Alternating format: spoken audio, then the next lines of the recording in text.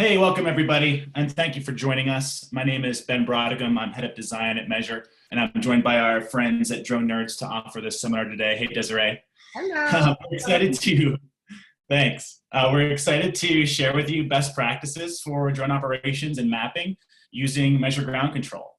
And remember, at the end, we'll be sharing a link with you to start a free 14-day trial of ground control. And the first 100 signups will receive a $50 Drone Nerds gift card. So let's get to it. At Measure, we find ourselves kind of uniquely positioned to build products in this space, not only as a software developer, but as an experienced commercial drone operator ourselves. Measure began in 2014, and we quickly discovered that in operating a drone program, you had an overwhelming number of flight applications, flight planning, mission management, and compliance software that we had to purchase to get the job done. We also realized that there's a large variety of use cases out in the market that make it hard to drill down to one singular data processing tool. So we set out to build ground control with that in mind, and we created a tool that consolidated much of the workflow as possible, relying on best-in-class partners like Pix4D to provide that end-to-end experience we were looking for. Ground control is built on a robust cloud platform that integrates our mobile software and includes proprietary geospatial architecture, enabling us to provide processing tools and integrations with industry leaders like Microsoft, Google, and SAP. And this includes our flight app for DJI drones working in tandem with our web platform, which provides both tools for mapping and data analysis and program management, which work to connect and scale a growing program. So let's look at each one of these in a bit more detail, and then we'll jump into a demo and review some best practices. Let's start at the beginning with standing up a program and planning flights and missions. Regardless of the use case, whether it be for construction, energy, media, agriculture, or general inspection, ground control offers the ability to schedule missions, plan grid flights in the browser, manage resources like pilots and equipment, view flight logs, export reports, and much more. This functionality then ties seamlessly in with our flight app for iOS and Android. And in addition to safety features like custom checklists, local data mode, and land support, pilots can use flight tools to fly manually, execute automated grid and waypoint flights, view flight plans created on the web, and even live stream. And I really love this part, Ben. I just wanted to kind of pause really quickly talking about the integrated flight app. I really think this is a key feature that Measure brings to the market, and I think that it keeps us mobile. I know when you're needing to be out and nimble on the road, when you guys are in construction or whatever your industry is, it's really important to be able to have something that really is on the go to really help you set up that drone operation in a way that is efficient for you. So definitely one of my favorite features and something that Measure does bring to the table for sure. Yeah, and we work to customize as much as we can for your own standard operating procedures, right? Whether that's a custom checklist or a custom mission that you're assigned to in the app, and we'll get to that later to show how we can integrate some of your best practices and standard procedures out of the gate. And one way we do that is by automatically logging flight data and syncing them and any corresponding checklists to the cloud. So no actions necessary from pilots to log flights. It's a simple designed to be flexible way to accommodate those various use cases, keeping all those tools in one application. And is that something, being able to have checklists, is this something for some of our newbies that are out there, or even for our seasoned vets that are listening, is having the capability to have an automated grid with waypoint flights and keeping all of this at your fingertips? What is really that benefit that you're getting by having all of this up front? Well, I think there's a couple ways. One of which it's for organization, right? So everything's there. It saves time in the field, but it also helps for compliance and reporting later on. If you have a mission with everything packaged in one place, including flight logs, the flight plans that were used, it's very easy to access that historically as the manager and make sure that the best practices were followed and all that data is available to you.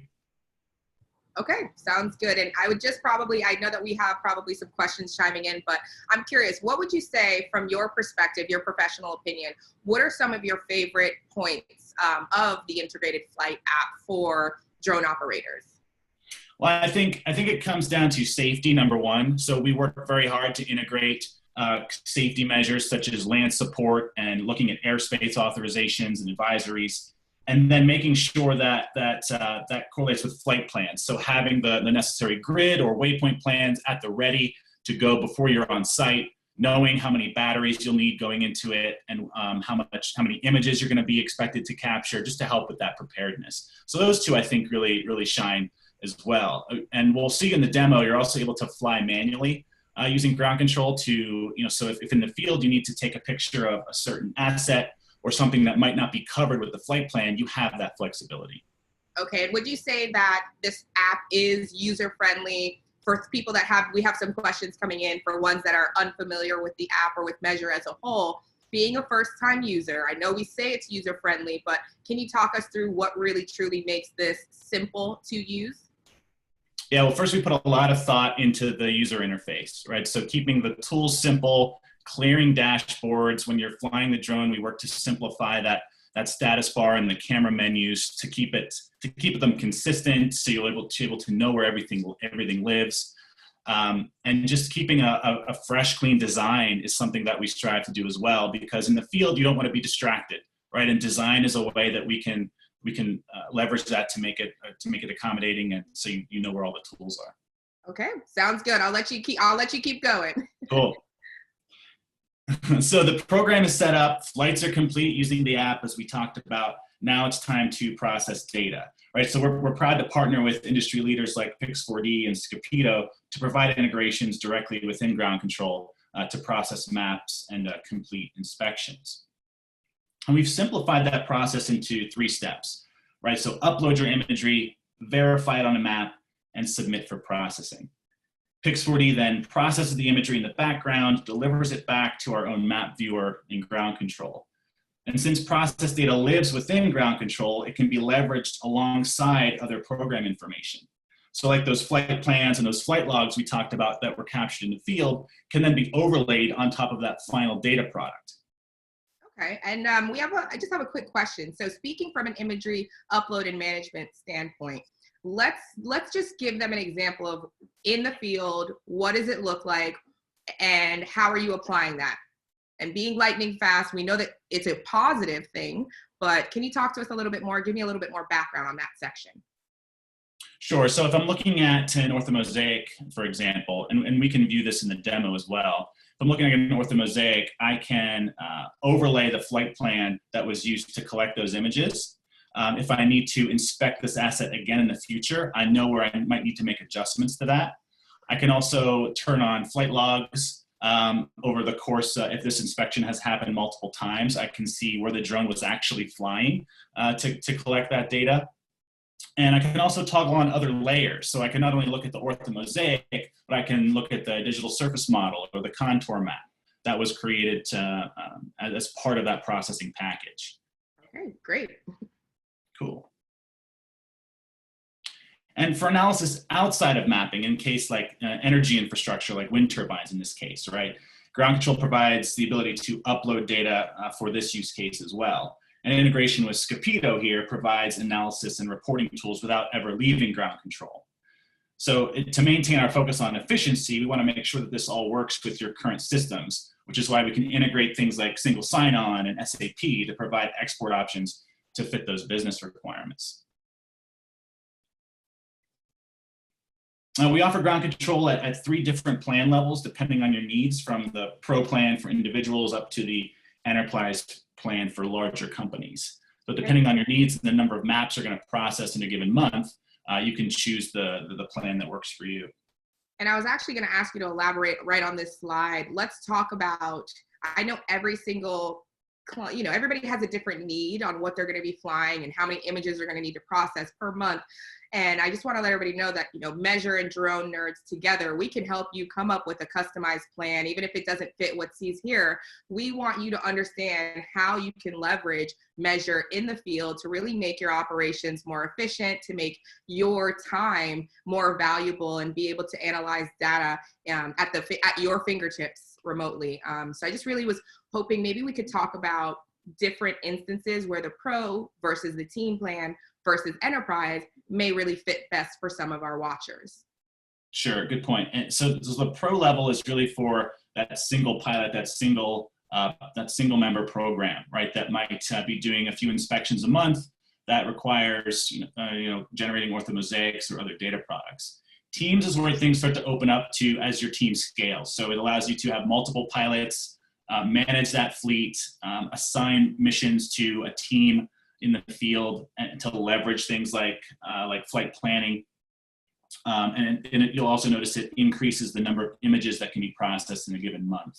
So as the team, we've tried to make this elastic enough that as the drone program grows, there's a plan to accommodate it.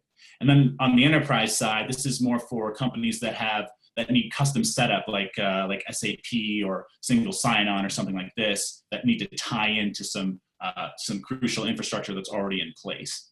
And we want to make sure, to your point, Desiree, that we're able to provide that customization as you need to. And if there isn't a bucket that your program fits in, we can work together to figure that out. Right. And I'm sure some people are wondering, does it, this is that answer to the question of what if I'm just, a small company, I'm just getting my drone operations up and running, and I'm not really sure where to start. This is part of that analyzing what your needs are that take place at the beginning of a consultation when you work with partners. And that's just something that I think we're highlighting here is no matter your need, just to reiterate what Ben said, no matter your need, we can find a plan that works for you and help you get trained up on actually being able to fly like a pro, analyze like a pro. So. Great. And this slide really speaks to that point too, as far as flexibility. So you can see that we have some diversity on this slide, that ground control is designed to be flexible and accommodate this growing list of use cases, and also different size organizations, anywhere from construction to energy, and you see media represented here, to general inspection and analysis. So, all right, let's get to a demo. I'm going to start with the mobile application first. So this is ground control on an iPad, and it's pretty simple. There are 4 main tools, right, speaking to that simplicity UI that we were talking about earlier. The first of which is Airspace, and we partner with AirMap on that. Settings provides you some drone and flight preferences, depending on your needs as a pilot. Fly tool is there for manual flight, and flight planning is for custom grid or waypoint missions, as we pointed out earlier. You'll also notice on the left that there is a mission panel here that houses mission management and checklists. So as a best practice, an operator would be in the field, they would select the mission that they're flying, and that then tells the app that it can automatically bundle submitted checklists, any flight logs that are captured, and any low-res imagery that's been captured can associate it automatically with this mission. I really love this feature. It's one of the ones that, kind of right out the gate, it helps you stay on track from the moment you're ready to start that operation. So one thing that I definitely love is that main screen. Exactly, and checklists are part of that as well. So as you're going through the mission, you have, with just a swipe, you have the tasks here. And again, these can be customized to your organization. So you know what you need to do in the field. This not only checks the box for compliance and standard operating procedures, but it just helps you know not to miss anything as you're out there. The conditions can change. You never know what you're really walking into with a new mission, and this helps you kind of stay on track. And so is the checklist set up in a way that if I were to not check off all of my boxes, I wouldn't be able to move forth with starting my mission? Is that what is implied here? No, you can leave some tasks unchecked, right? We can't really predict what's going to happen in the field. So depending on what the custom checklist tasks are, some of them may be unchecked, but we record that when they're submitted. And the pilot can then make notes here to say, hey, there's an incident occurred, or I wasn't able to do this task because of this reasoning. So we want to provide that flexibility as well. Okay, great. And you can now see that bar on the left is red, which indicates I have a mission in progress, right? So everything's being recorded when it comes to flight logs and checklist completion. And we can also capture low-res imagery and automatically sync that with the mission as well. Moving into Airspace here, so again, we partner with AirMap to show regional advisories. So as I zoom into a location or use the search here, I can see these advisories come in.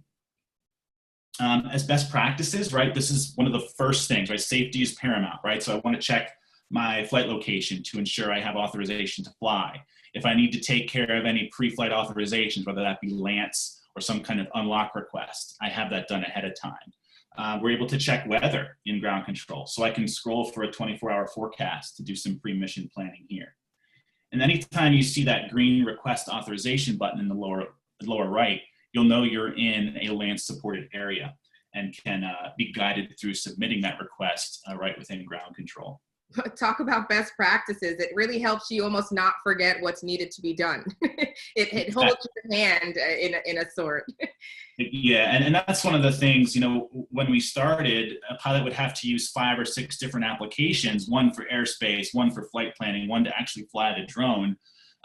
We really worked hard to consolidate those into one place. So A, it's safer, it's simpler, and you don't forget it. And it's just kind of a step forward that you want to do each time. And the checklist can help with that as well.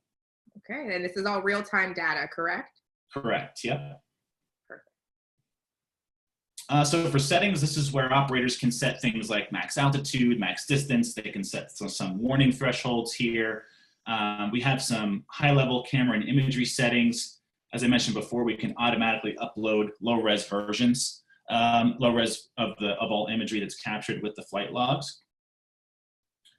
We have some mapping tools to add tile layer services, and the operator can customize buttons on the remote controller and take care of calibration tasks as well right here. So this interface is giving you control, the ability to update settings of your remote control as well. Right, so if there's buttons on the back of that remote, you can set certain hot actions or toggles to occur anytime you press those. So these can be customized to your preferences as a pilot. And can we go back up to camera and imagery just for a moment? Sure. I was curious on this particular slide, really understanding if I'm that first time user who is coming in here, how do we know, right? I want to make sure we're educating everyone. When you're thinking, what is the best practice for setting up my mission? And we're looking at this screen. How do we know what we're choosing when we're looking at video output? Are these some pre-selected models that happen by default to help guide you? Or are these, and then you can get more advanced as your skill set is advancing? Yeah, so a couple things on that. When you plug in a drone to ground control, we can automatically see what camera capabilities and settings are available, and we make some of those defaults automatically. So this provides a way to kind of override some of that and set some high-level preferences when we speak to the camera. So I can add some additional exposure settings in the heads-up display when I'm flying to look at things like f-stop and some other more finer detailed settings or preferences that I might want to look at. But again, this all depends on that final output too. So the mission type, what am I actually capturing to help set some of these preferences. And I do see a little bit further down the screen, the thermal palette. So I know definitely from like a public safety standpoint and inspection, this is a section that is definitely, can you elaborate a little bit more on what we're seeing here as well? Yeah, so depending on the payload, right, if I'm flying with a thermal camera, we want to offer options to set the format and the palette to fit the needs of the mission. So some of these are applicable depending on the drone you're connected to, and some of them are not. So it just depends on what that mission requirement is. All right, looks good. Thank you so much. Cool. Going into fly here, again, this is, if I was connected to a drone, I would see that live camera feed coming in. So I have a simplified status bar on the top that can show things like the number of satellites I'm connected to, my battery percentages, the current speed of the drone. Underneath there, you see where I turned on those more advanced camera settings like ISO and shutter speed. And it also shows the number of images left I have on the SD card, which is valuable when you're executing flight. Right-hand side is standard fare for image capture, what you'd see in DJI Go or a lot of other drone flight apps. I have access to all the standard camera menus when it comes to setting things like grid lines on the screen or focus, frequency, focus peaking. I can turn on the histogram here. So a number of options available to you depending on the drone you're flying, the mission you're doing, and to help customize the screen just to you as an operator. We also have access to DJI's active track modes. So depending on what drone you're plugged into, this list will change to offer whatever's available on the drone. And it's easy to just turn on spotlight mode to track a subject if you're doing media operations, or you can orbit a point of interest here if you're doing some 3D mapping exercise. And if you find yourself using these often, like every time you fly, for example, a lot of our pilots at Measure, when they were inspecting wind turbines, would need to go in and out of tripod mode about a dozen times per flight, given how close they can get to the asset. So we allow you to favorite up to 2 of these, and you'll now notice that they're at the bottom of the screen where I can quickly toggle on and off to go in and out of these modes. I love that feature. And can you elaborate on what drones work with Measure ground control? Sure. So we offer, we integrate with the DJI product line. So standard fare when it comes to like Phantoms and Mavic Pros, but also the Matrice series as well. Okay, and I know that and the Inspire? Yes, yep. And all the payloads they're in. And as we work closely with DJI, so as new products are introduced and they make them available to developers, we quickly work to integrate them into the software as we can. And speaking from a data standpoint as well, where is the data stored? For imagery? Yes. Yeah, so imagery is stored locally, and we are able to take low-res versions of captured imagery and sync them automatically with the flight log for historical data purposes, which we can look at when we get to the website. But all the high-res imagery is stored on the SD card on the aircraft, which can then be used to process whenever the mission's complete. Okay, perfect. And I want to talk about flight planning now. So we spent a lot of time when we were going through the presentation talking about grid flights and setting up those preferences and how that works. So in the app, we offer 2 ways to make automated flight plans, and that's either through a grid mission or a custom waypoint path. You can also upload a KML polygon in ground control using the Files app on iOS. So if you already have a polygon of a specific flight area, you can import that, and the app will convert it into a flight plan, which you can then edit. And for the 2 flight plan options that we have here, the grid and the waypoint, can you just give us some use cases of one versus the other and when it would be applicable? Sure. So grid, as an example, is anytime you want to create kind of an orthomosaic, right? If you're mapping a general area, grid flights will give you that serpentine pattern and automatically capture imagery at certain intervals. And waypoint is very versatile, right? So if I'm maybe doing construction applications or media, I can set a custom path to focus on points of interest. I can set action sets to go in and out between objects and capture images as I need to. And I can, so an example for waypoint would be monitoring a construction project as it progresses, because I can save that plan and execute it each time to get those images. And then at the end of this project, you would have this kind of time lapse of data that's showing you the change in the progress. Exactly, yeah, because you'd have images taken at the exact same point every time throughout the different stages of the project. Okay, all right, great. So this is an example of a grid plan. So on the left-hand side, I'm able to see current settings I have. So overlap settings, how close or how far those grid lines are to capture images at certain intervals. The current speed the drone's going to go to, the direction, the altitude set. We do have terrain following available in ground control. So the drone will, if this is on, the drone will follow current elevation and adjust altitude as it needs to. And we have different tolerance levels set for this depending on how much depending on the accuracy you need for this. And you notice this question mark on the top right of this. So for best practice sake, we offer some guidance and steps here and tips as you perform these flights. So in this example, I have terrain following on, and you'll notice on the grid, the color shifts from green to blue, indicating the higher elevations in the green and how this slopes down towards the bottom in the blue side, indicating lower elevations. And at the bottom of this screen, you'll see above the Save Flight button, you'll see some estimations.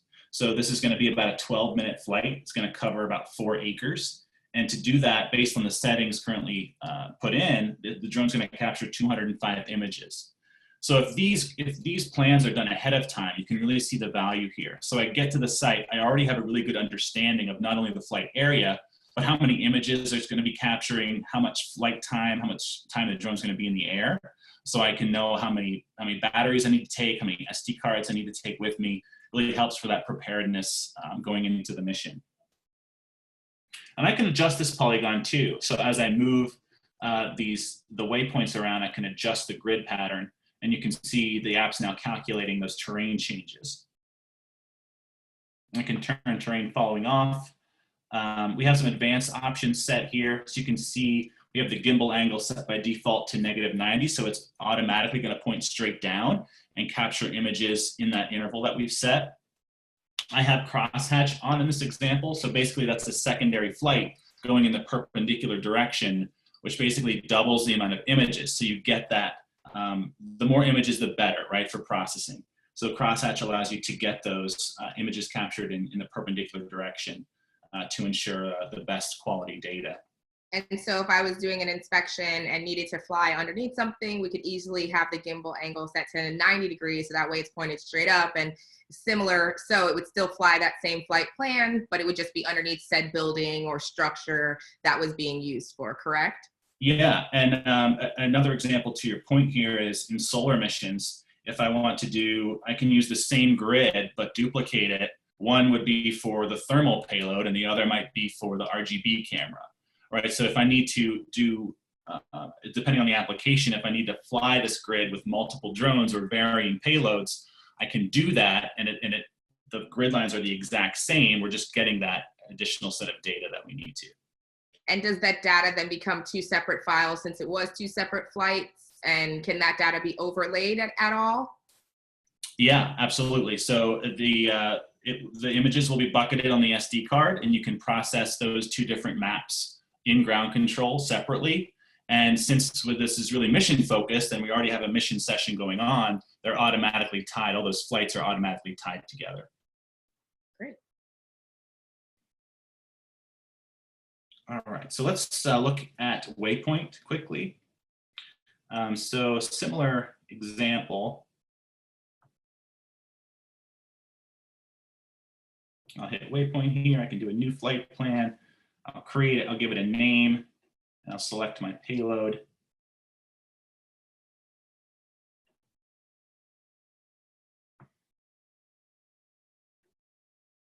And from here, I can adjust the map to find my location. Let's say I wanted to do an orbit flight around a building or a landform. In this case, I can start dropping waypoints on the map to create that flight path. I can drop point of interests, multiple ones, and then I can adjust the preferences on these waypoints individually or as a group to adjust preferences. Like I want the drone to be at this certain altitude when it gets to waypoint 3 or at this speed. I can also adjust the heading to say, hey, when the drone reaches this location, let's make sure it's pointed in a specific direction. Wow. I mean, it really, that is at your fingertips. It's one of those things I think that, you know, when you are new to utilizing drones and softwares and systems like this, you have that fear of, you hear these great things that these softwares can do and mapping, it feels intimidating. And I think the ease of being able to create a waypoint as you're showing it is as simple as the click of a stylus or a finger to be able to really, you know, dynamically make that map. So, you know, fear not. It is one of the things that is beneficial with utilizing a software like Measure. But again, best practices, you want to use something that is user-friendly, that allows you to have the flexibility to map exactly the way you need something mapped. Whether you are in any industry, you have a unique plan, and this just helps you accomplish that. And that's one of the main things that I love about the software. So great. Yeah, and that's really important. And we think about design a lot, right? We've lived through the pain points of scaling a drone operation. So we're able to use that experience to make the software in a way that it is user-friendly and it can cover all those bases. A good example of this is action sets on waypoints. So if I want the drone to, when it comes to waypoint 3, I want it to have it pause for a second, maybe take a picture or rotate a certain number of degrees. start video, etc. I can make those customizations here as well. So I can almost set an event list to occur when the drone reaches a certain location. Maybe capture a 360 panorama if I'm on a construction project, right? And then I can save this plan and refly it at certain intervals like we talked about before, and get those 360 panoramas at certain phases of the project, right, at the exact same location and the exact same altitude. This is great. And again, no matter how you're flying ground control, whether that's manually with the remote controller or you're using an automated flight plan, the software is automatically logging all that flight data and will sync it to the cloud when the mission's complete and you disconnect from the drone. All right, so I'd like to switch to the desktop view now. So we've covered the mobile side of ground control. That's kind of the data capture phase. And now we're ready to log on to a browser, maybe manage the program and start processing that data. So I'm going to log in using the same credentials I do in the mobile application. And if you sign up for a free trial, you'd use that account for both. That's pretty seamless. And when you log in, you're met with your dashboard here. So I can see a few things. I can look at recent mapping activity. I can see how many maps have been completed in my program, number of missions that have been completed, number of flights I have in the system. I have some tips and best practices here, and a link to our knowledge base for an expanded list of those. And I can see my mission calendar, right? What missions do I have upcoming? I was just gonna say, this really gives me the sense of project management, being a project management tool really at your fingertips. So, you know, you have your guy who's out in the field, you have your workhorse force, and then you have the people doing analytics on the back end, but this brings it all together. So when we're thinking how to make something simple, at a glance, you're able to see your team's productivity, you're able to see how many missions, maps, flights. I love the aggregation of all that information right here. Yeah, and as your program grows, right? If you're on the teams plan, you can manage the people and equipment in your program. So whether that's adding a pilot or adding someone that might be analyzing data or another user that logs in for reporting, you can add users very easily and then assign them specific roles and permissions depending on their responsibility in the program. Yes, and the same I was just going to say, you know, very early on in that plan process, when you're really analyzing the roles and responsibilities of your team, when you have that operation getting set up and understanding who's going to execute what, this allows it to be digitally managed and streamlined so that everybody's on the same page. Now, do all members of the team have access to the same amount of information? Or again, is just like you can give certain access, you know, permissions, does the same happen from a viewability standpoint? Yes, so depending on your role, you might not be able to process maps if you're not an admin.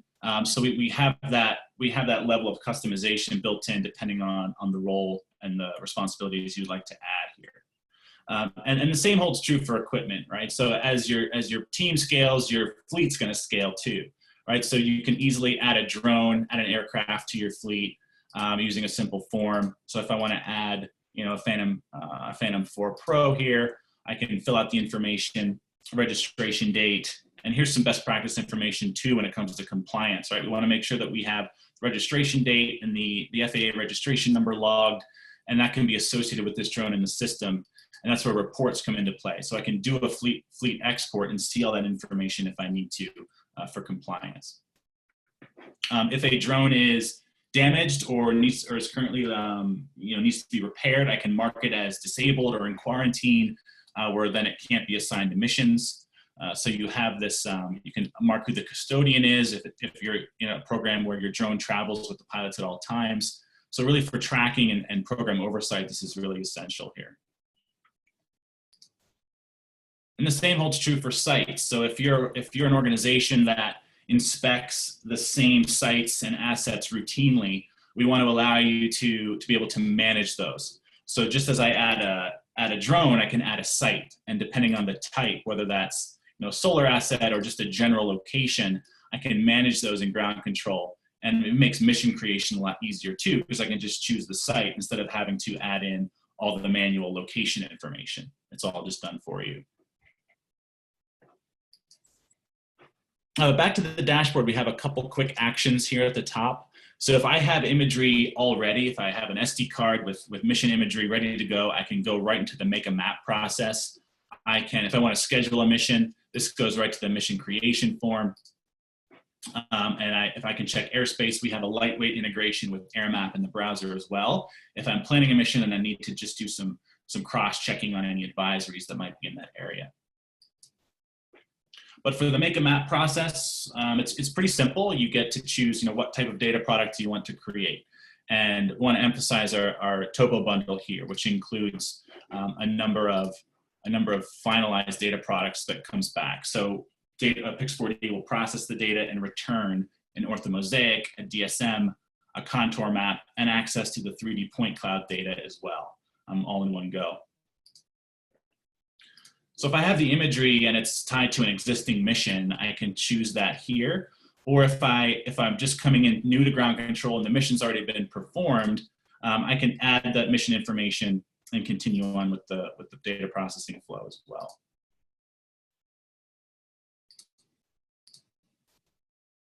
So the next step is to give the data product a name and choose the imagery, upload the imagery. So project, and I can now choose the imagery. So in this mission, as an example, the folders have already been uploaded to ground control, but I also have the tools here to upload folders directly into the system.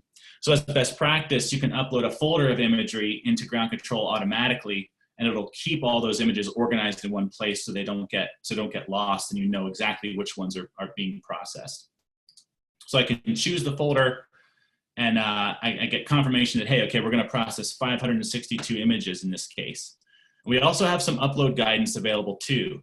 So this goes through some of the image upload best practices in ground control to ensure the highest quality result.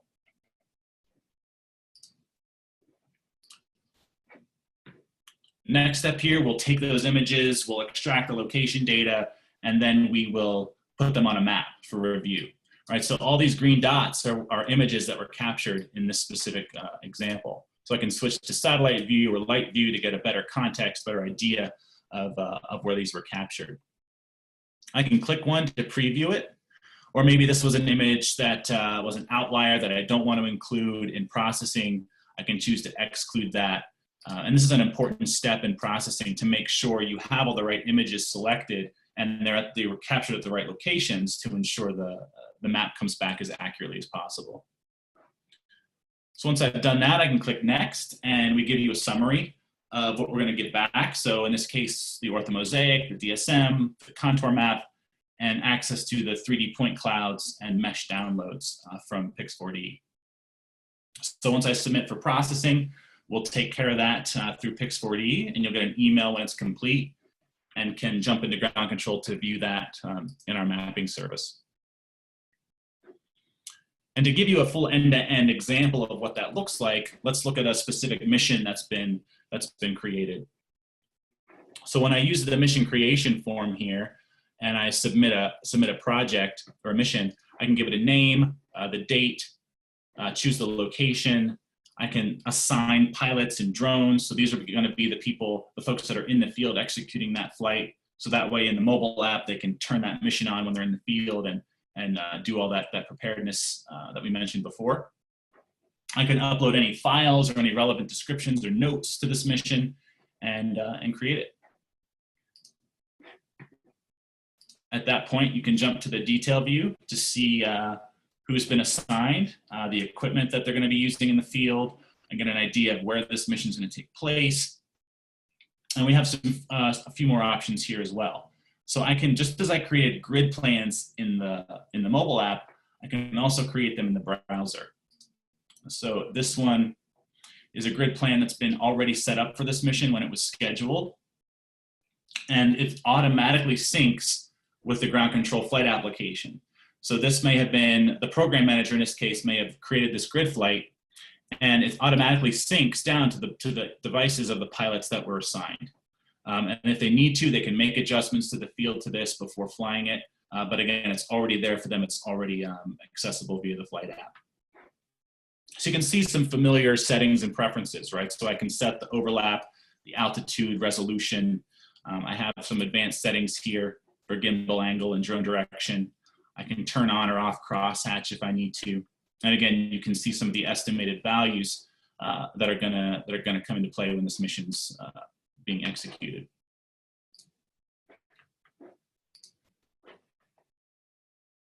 So the flight plan's been created. The pilots have done the flights in the field. The flight logs are automatically synced back to the mission here. So here's some historical context. I can see exactly the flights that took place to get this imagery. I can show you one in a bit more detail here.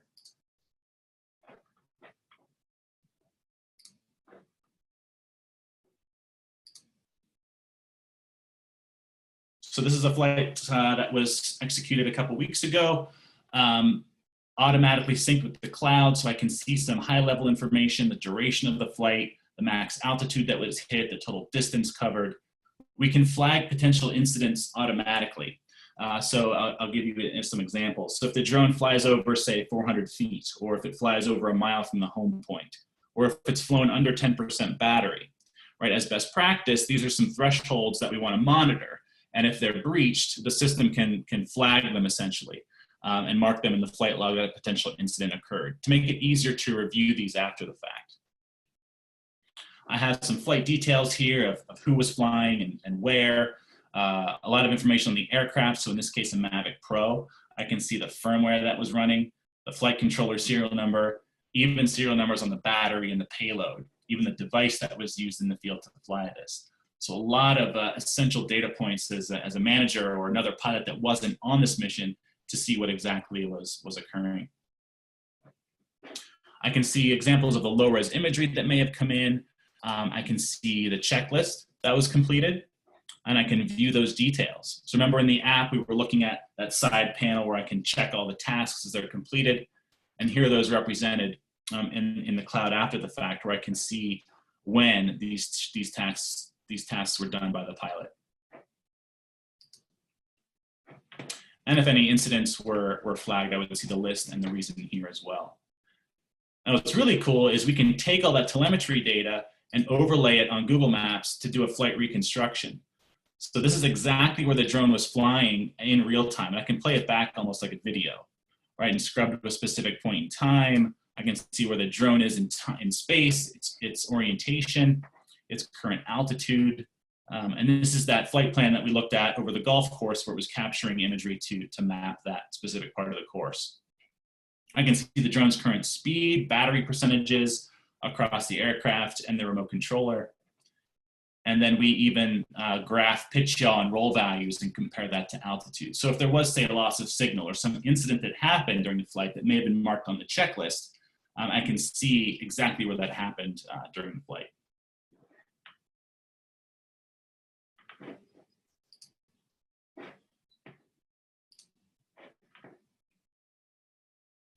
So I can see my flight logs. I can see the flight plans that were used.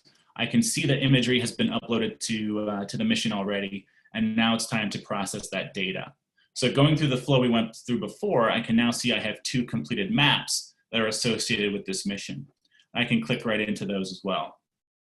And this will load the ground control map viewer. Right, so you'll notice a few things here. On the left-hand side, there's the layer panel, which will show any data products that are on the map that you're looking at. I can toggle on flight logs and flight plans, site locations, and just general flight locations that have happened throughout the history of the program. And since I'm coming in from a mission, the map will automatically zoom to this completed orthomosaic that I wanted to look at. And by default, we look at the ortho, but I can also, in the panel here, toggle on additional layers, like the digital surface model or the contour map.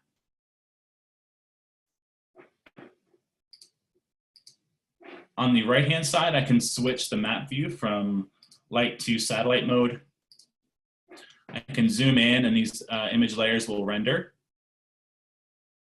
And I have access to measurement and other area tools as well. So I can measure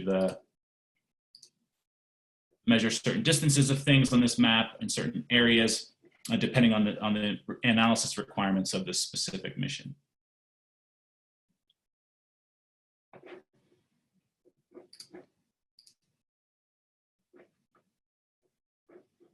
And the last thing I want to show you here is reports. So there's a lot of data we covered, right? Everything from adding people to a program to managing equipment, to flight logs, to data products. There's a lot to cover, and it's a lot of data that you'd want to be able to make decisions based on, right? So our reporting engine allows you to export reports in certain areas to get more insight into the program. So pilot status, I can view a specific pilot's activity over a certain date range. I can look at flight logs over a certain date range and include the number of fields. This throws it into a CSV that I might want to use through in another system. I can look at pilot incident reports. I can look at drone fleet exports. So see all the aircraft information as it was added to the system over a certain date range. I can also see a fleet status report. So here's all my aircraft, and here's where the last place it was actually flown. Here's the last pilot that had it. All right, so very valuable information for managing the program. And data activity. So how many maps were processed in my program over a certain date range. And these can be customized as well. So just like we work to customize not only the plan for ground control, but also checklists and that in-app experience, we can also customize reports given your needs as a program. So this is customizable, and if there's a certain group of data or comparative data that you might want to look at across the program, we can help you to develop that. So where are we now? We've kind of looked at everything end to end, right? We started with setting up a program, scheduling a mission. We looked at the flight applications and that experience in the field, looked at best practices surrounding that, and then we also looked at the last phase when it comes to data processing, as far as uploading folders of imagery, processing them through Pix4D, and then looking at the final data product. And notice we never left ground control to do all of that. Nice one-stop hub. That's right. So I'd like to switch and just kind of summarize some drone mapping best practices that we covered here. Right, so when it comes to data capture, preparation is key, as we discussed. So securing equipment ahead of time, having a solid understanding of the airspace we'll be flying in, and ensuring flight plans and checklists are at the ready. Flight planning ahead of time is essential as well. It not only saves time, but you'll arrive on site already having a good idea of the flight time and number of images you'll be capturing, which helps when it comes to having enough batteries and SD cards and the right equipment. You want to work backwards from the output, so understanding the environment you'll be flying in to choose the correct drone and sensor, and then setting the appropriate overlap and camera settings given the mission requirements, and leveraging features like crosshatch and terrain following to ensure the best possible data. And for higher accuracy, you can also consider ground control points on the flight area as well. Organization is also important, right? So keeping flight logs, checklists, and other documentation tied to the mission. And ground control can do this automatically when using those mission sessions we looked at in the flight app. We hear this phrase a lot in drones, garbage in, garbage out, right? So adjust as you need to in the field to accommodate changing conditions like weather or lighting. And if you can collect redundant data, do it. Too much data is a good thing, actually. And when it comes to management, be sure to review completed flight logs and incidents and leverage reporting to gain a more holistic understanding of the program. And lastly, as we saw when processing data, use folder upload to better organize imagery and review prior to processing, so you can exclude any potential outliers there. But again, thank you so much for joining us. And again, here's that trial link at the bottom. And again, we're offering a promotion in coordination with Drone Nerds. So the first 100 trial signups will get $50 Drone Nerds gift cards. Yes, and thank you to you, Ben, and thank you to Measure for being a part of this webinar. We do hope that you all found this very, very helpful. Remember that this webinar will be available by recording on our YouTube channel, and we'll also send it out by email. And if you have any questions, you can definitely reach us on our website, enterprise.dronenerds.com. Give any of our experts a call. We work very closely with Measure to make sure that we give you guys exactly what you need for your mission. We thank you for joining us. Please stay safe. Everyone have a great rest of the day. Bye-bye. Thank you all. Bye-bye.